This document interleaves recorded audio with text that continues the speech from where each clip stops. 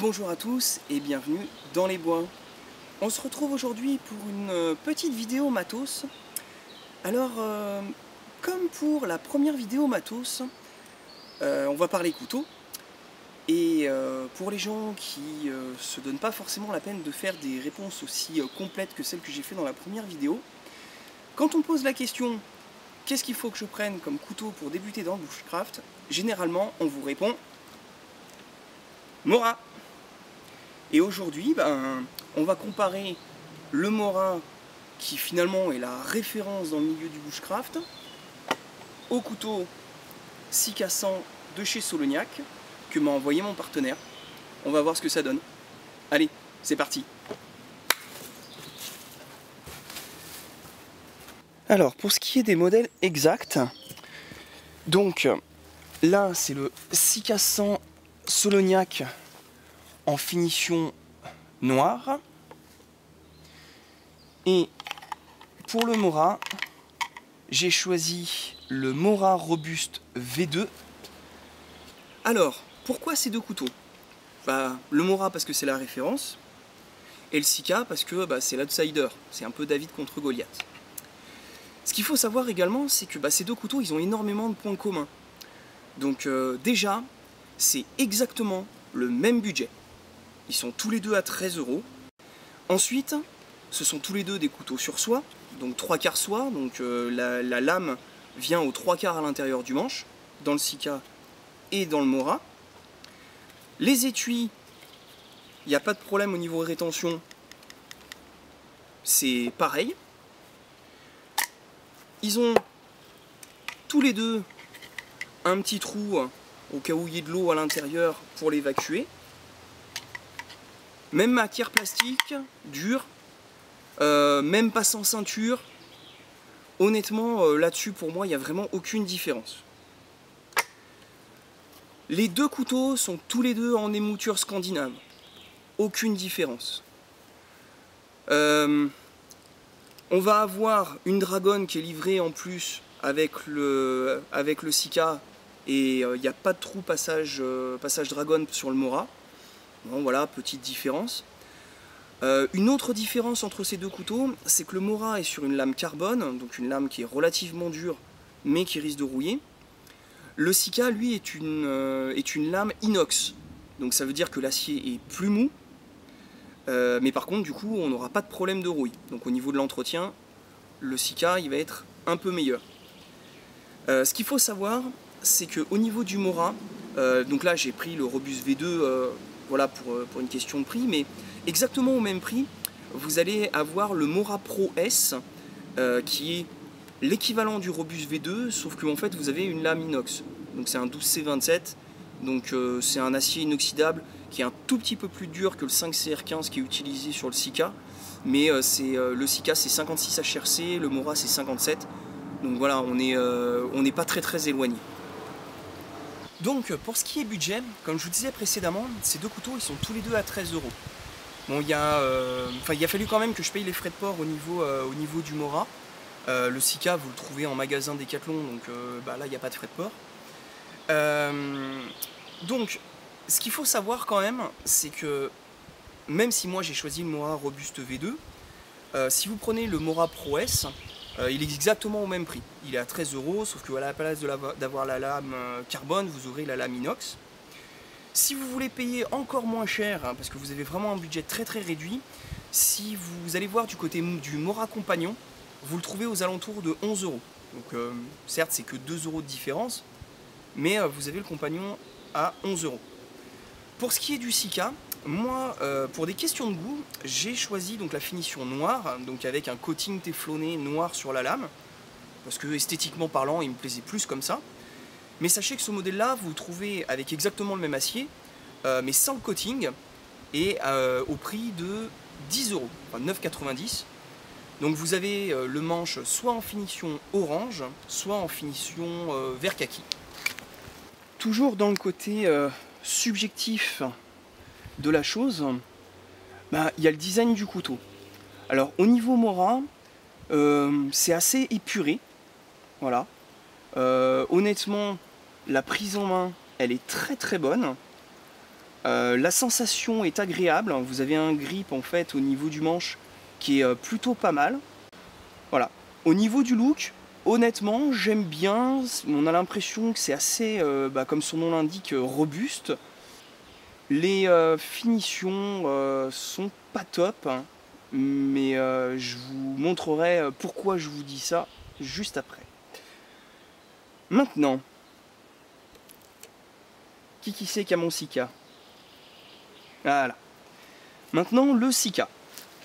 Alors, au niveau du look, honnêtement, je trouve que le look est plus agressif. On a quelque chose qui est plus anguleux. Du coup, en fait, le manche, il a des angles qui sont beaucoup plus saillants. Et pourtant, c'est assez étrange. On verra à l'usage, mais en fait, le confort en fait dans la main.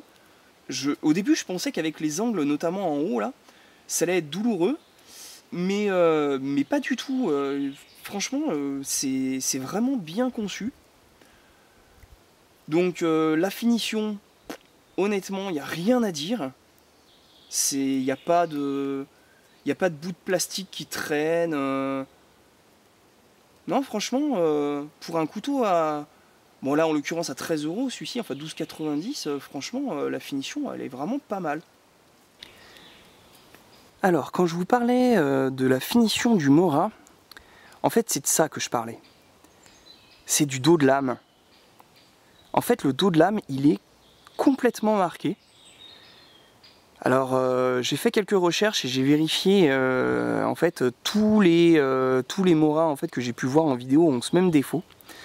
En fait, c'est lié au mode de fabrication. Alors, je suppose que la fabrication du Sika est identique, hein. On est tout simplement en fait sur de la tôle qui est emboutie. Sauf que en fait sur le dos de lame, alors évidemment avec le dos de lame noir on le voit pas bien sur le Sika, mais j'ai pu avoir l'occasion d'avoir justement les Sika sans coating.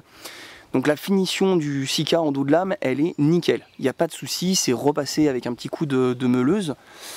Et je trouve ça dommage en fait, parce que Mora, ils ont justement cette réputation de qualité. Et cette finition, alors ok, hein, c'est pas problématique au niveau de la fonctionnalité. Mais bon, esthétiquement parlant, c'est dommage pour la référence du marché. Franchement, je m'attendais à un tout petit peu mieux. Au niveau de la lame, vous avez peut-être remarqué que le Mora est légèrement plus épais que le Sika. Alors c'est vraiment à pas grand chose, mais le Mora est plus large.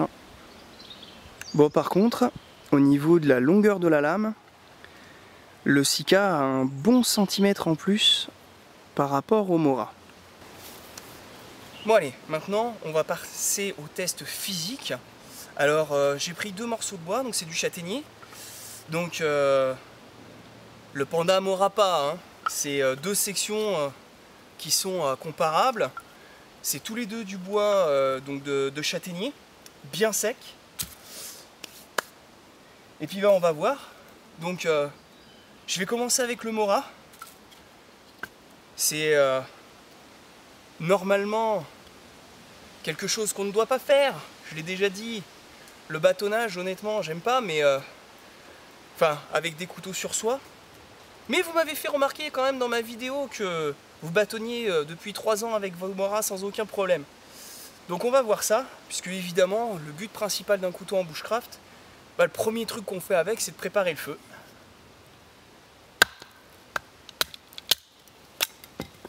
Bon, sans problème, hein. Comme je disais, c'est du bois qui est très sec. On passe à travers sans aucun souci. Voilà. Honnêtement, rien à dire, il fait le boulot. On va passer au Sika.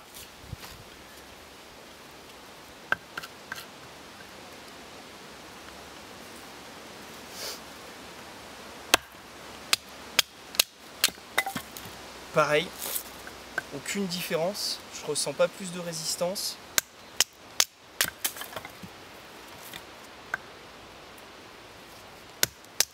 Non, ça fait le boulot. Après, Comme je disais, moi je bâtonne pas des très grosses sections. Là vous voyez, hein, ça reste des sections qui font, je sais pas, peut-être au pire la moitié de la lame, même pas. Et par contre, je pense que sur des très grosses sections, le petit avantage de la longueur au niveau du Sika, même si encore une fois je suis pas pour le bâtonnage, le fait que la lame soit plus longue, ça va permettre de bâtonner des sections qui sont peut-être un petit peu plus grandes puisqu'on aura plus la place pour taper au bout. Mais bon, au niveau du bâtonnage, honnêtement, les deux couteaux se valent, il n'y a vraiment aucun souci. On va passer à la suite. Pour la suite de la préparation de notre feu, généralement, on se fait quelques feather sticks. Donc normalement, avec les émoutures scandinaves, on rentre très très bien dans le bois. Donc là, comme d'habitude, je commence par le Mora. Alors je suis sur un aiguisage sorti de boîte. Hein, c'est pour être tout à fait honnête dans le comparatif. Parce que évidemment, si je passais mes couteaux à la pierre, je pourrais très bien dire que j'ai un couteau qui coupe super bien parce que je l'ai affûté et pas l'autre. Alors moi personnellement, je trouve ça pas super intéressant de tester les fils en sortie de boîte parce que on affûte tous nos couteaux.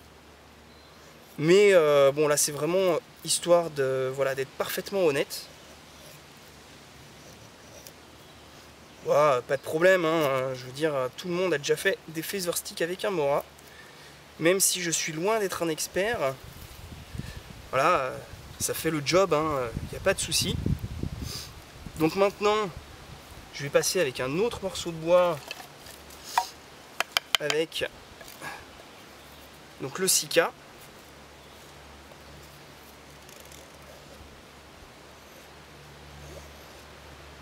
Ouais, c'est... Honnêtement, ouais, c'est pareil. Honnêtement, c'est pareil. J'ai vraiment aucun souci. J'ai même un tout petit nœud là au milieu. Je passe à travers. Je passe à travers le nœud. Et pourtant, enfin voilà, hein, je suis vraiment pas un expert au niveau feather stick. Mais non, non, ça fait vraiment très très bien le job.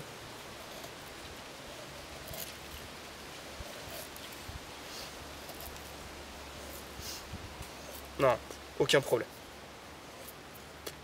Là-dessus aussi, vraiment aucun souci. Voilà, hein, en gros plan, les feather sticks faits avec les deux couteaux sur donc deux bouts de bois de la même branche. Bon, vous voyez, il n'y a vraiment aucun souci, ça se fait très bien. Bon, une fois que j'ai fait mes feather sticks, généralement, pour la préparation de mon feu, j'utilise la pointe pour faire des petites allumettes qu'on va tester. Mora en premier. Pareil, ça rentre très bien, hein. Pas de problème. Alors la pointe, généralement, sur les couteaux, c'est un peu ce qui est fragile. Je peux pas taper trop fort. Bon, pas de souci. La pointe n'a pas bougé. On va passer au Sika. J'ai l'impression que la pointe est un peu plus fine que sur le Mora. Alors pour les travaux de précision, ça doit être agréable, mais j'ai peur que sur la refente, ce soit pas son point fort. Enfin, en tout cas avec la pointe. Je vais essayer tout de suite. Alors déjà, ça rentre super bien. Ouais, putain, c'est... Ouais, c'est des couteaux qui sont faits pour, quoi. Hein, Ouais, ça rentre vraiment très très bien dans le bois. Vraiment aucun souci.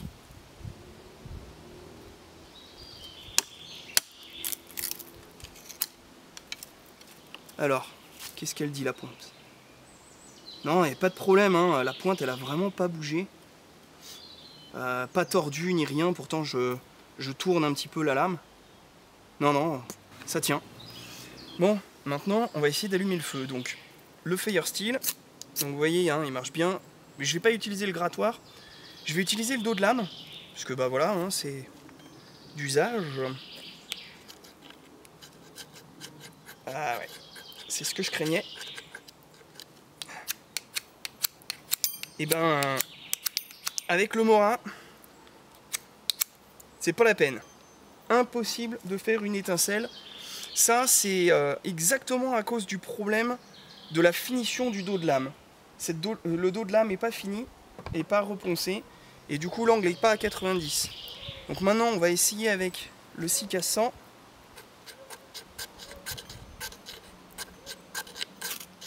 Et ouais.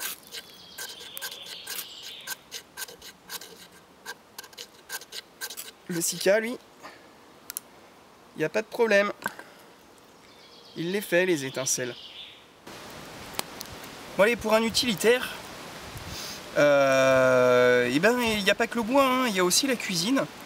Donc on va faire le test bien connu de la tomate, puisque c'est un fruit d'ailleurs, la tomate, qui est très fragile, et si le couteau ne coupe pas bien, et ben on écrase la tomate. Donc Mora.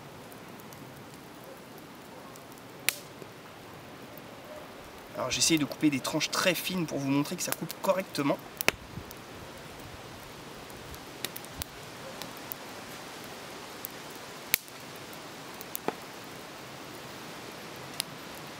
Rien à dire, hein.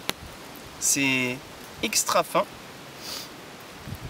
Et puis ben, on va passer au Sika. Ouais.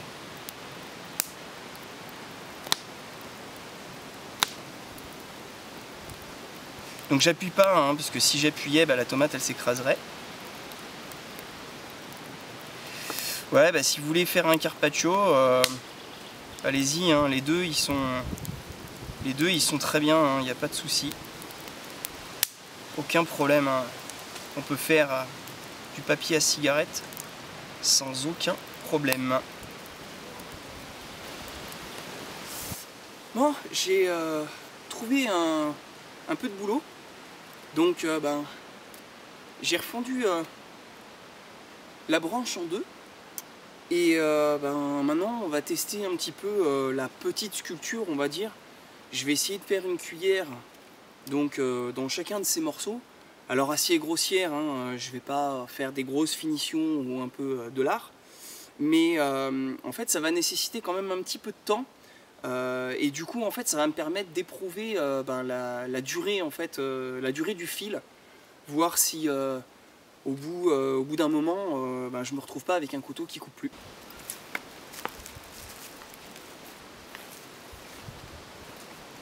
L'avantage de ce type de travail aussi, c'est que bah, c'est assez long et du coup pour tester le confort des manches, c'est plutôt pas mal. Un manche qui est mal conçu, vu qu'on change beaucoup de position, etc., on se rend vite compte si l'ergonomie est mal pensée. Donc le test de la cuillère, finalement, c'est vraiment assez intéressant.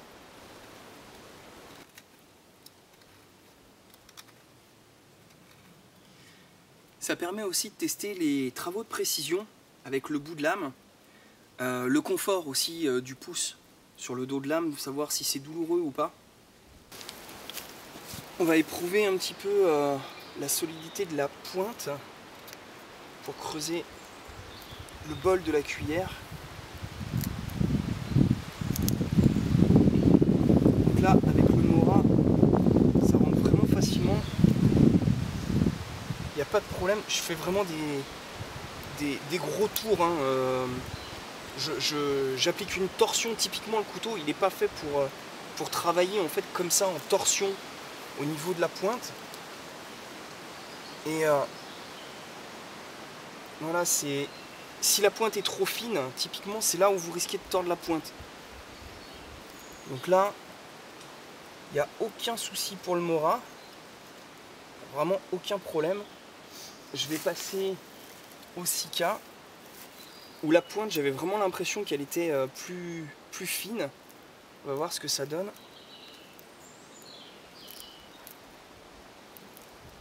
Je force vraiment, hein, vraiment histoire de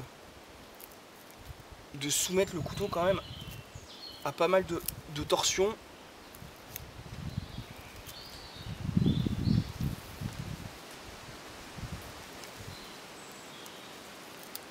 regardez.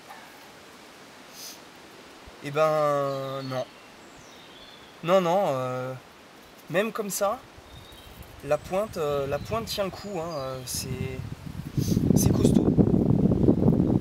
Je suis assez surpris, honnêtement. Je pensais que la pointe apprécierait pas du tout ce type de traitement. Mais non, elle se tord pas du tout. Bon, ce que je peux dire, c'est que j'ai pas de problème de douleur au niveau des prises en main, au niveau du confort, les deux sont équivalents. Je suis très surpris par le Sika. Honnêtement, je pensais qu'il serait moins confortable que ça. Mais la prise en main, non, elle est vraiment bien. Le dos de lame, la lame étant un tout petit peu plus fine, le dos de lame avec le pouce en fait posé sur le dos de lame finit par être un tout petit peu plus douloureux sur le Sika que sur le Mora. Par contre, niveau solidité de pointe, pareil, toujours Sika, je suis vachement étonné. La pointe, elle a vraiment super bien tenu sans aucun souci. Et puis le Mora, pareil, aucun souci au niveau de la pointe. Donc maintenant, maintenant que j'ai pas mal utilisé pour du taillage de bois, je vais voir au niveau du fil ce que ça donne, s'ils sont toujours bons. Donc pour le fil, je vais vérifier sur une feuille de papier. On va commencer par le Sika.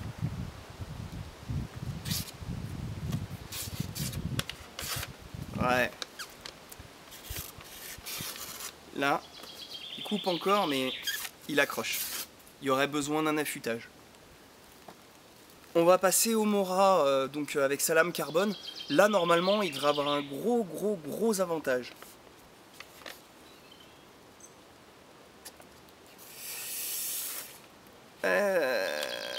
Pas tant que ça, en fait. Ah, un petit peu mieux. Bon, après, la feuille de papier est peut-être...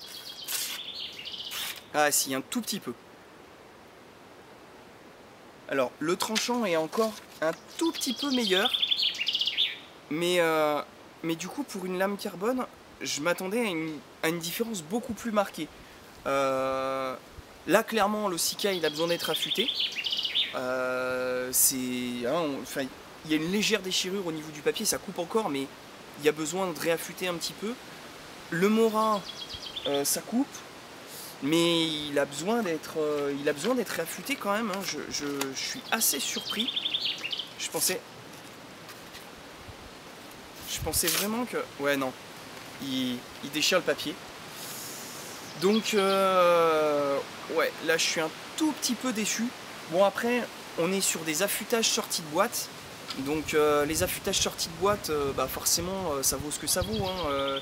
C'est automatisé. Faire un affûtage à la pierre, je reste quand même persuadé que l'affûtage, si c'est bien affûté au niveau du Mora sur une lame carbone, il tiendra plus longtemps que l'affûtage sur un 5CR15, donc sur un inox pour le Sika. Alors, au niveau de l'état des lames, donc pour le Mora, aucun souci sur le fil, pas de chips, pas de coups.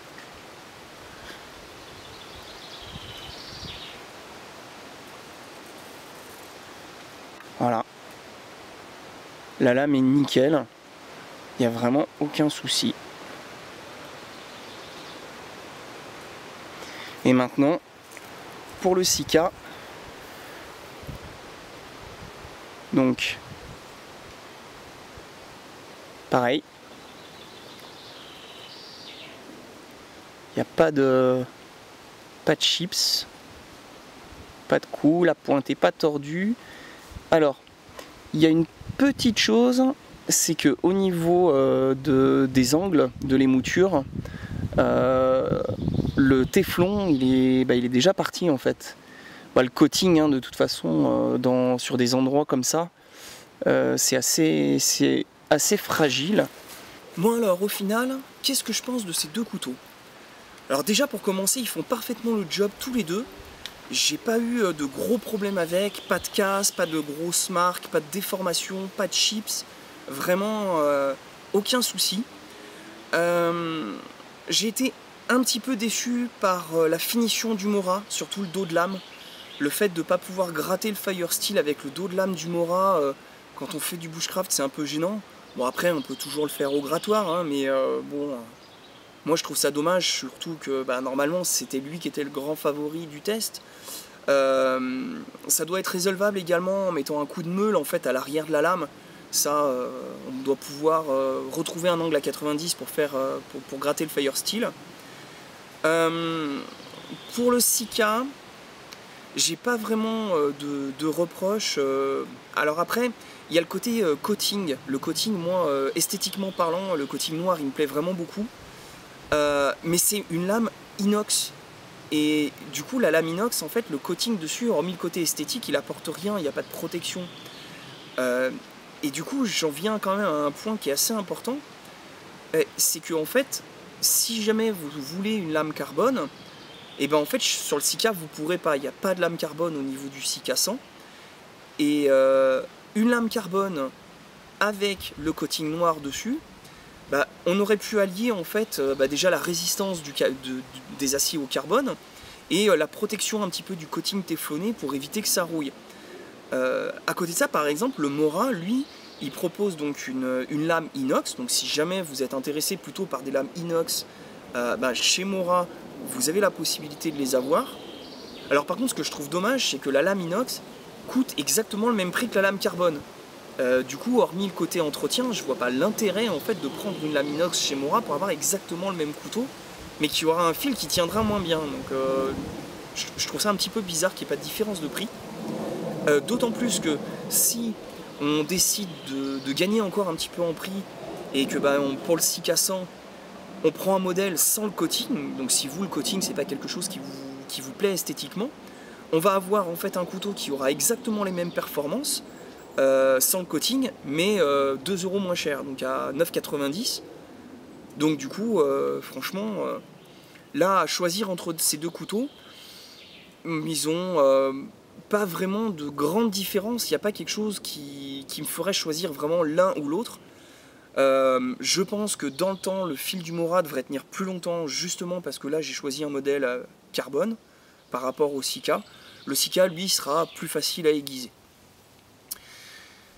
Donc maintenant, pour vraiment vous montrer qu'il n'y a pas de parti pris, parce que souvent le problème c'est quand on teste du matos, on a toujours tendance un petit peu à favoriser ses partenaires, puisque le Sika, je ne l'ai pas payé, c'est Soloniac qui me l'a envoyé. Par contre le Mora, évidemment, c'est moi qui l'ai acheté pour pouvoir faire le comparo. Ce que je vais vous proposer, c'est tout simplement de gagner ces deux lames et de vous faire votre propre avis. Pour cela, je vais tout simplement en fait partager cette vidéo sur ma page Facebook, donc la page Le Panda des Bois. Et si vous avez bien été attentif à cette vidéo, vous verrez qu'à deux moments dans cette vidéo, il va y avoir un petit sous-titre qui correspond à ce que je dis dans la vidéo. Et il y en aura un pour le Mora et un pour le Sika. Et sur ma page Facebook, sous cette vidéo, je vous invite à m'écrire la phrase, le petit mot, enfin la petite succession de mots que j'aurais mis dans la vidéo, soit pour gagner le Mora, soit pour gagner le Sika. Donc je ferai évidemment un tirage au sort pour être équitable. C'est pas le premier qui postera qui gagnera systématiquement le couteau. Une fois que j'aurai fait le tirage au sort, évidemment, je vous dirai qui a gagné. Je vous contacterai directement en privé et puis vous me donnerez votre adresse pour que je vous envoie l'un des deux couteaux. Et évidemment, je vous engagerai à me faire un retour pour me dire si vous êtes effectivement d'accord avec moi sur les tests de ces couteaux. En tout cas, j'espère que la vidéo vous aura plu et puis je vous dis à bientôt. Ciao!